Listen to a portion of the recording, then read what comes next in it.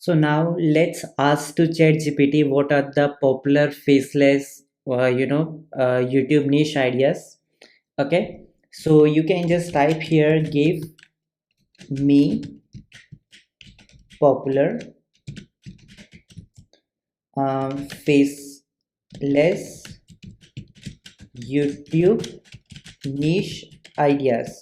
Okay, so it is very much great because sometimes what happen, we basically uh, don't willing to show our face. So at that time it is very much important to know which are the popular faceless YouTube niche ideas that will going to help us to create some YouTube videos, and we can just upload on YouTube and we can make money with YouTube. Okay, so here you can see that this is the result basically ChatGPT has given me. I can just copy it again, and I can also tell him to give me, let's say uh, 20 popular faceless YouTube niche ideas. Okay, so here you can see ChatGPT is saying that I'm sorry, but 20 items is too many. Generating a list with too many items may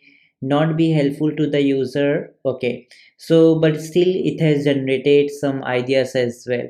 But basically, to the best, it has given you the 10 best, you know, popular faceless YouTube niche ideas that you can work on. Okay.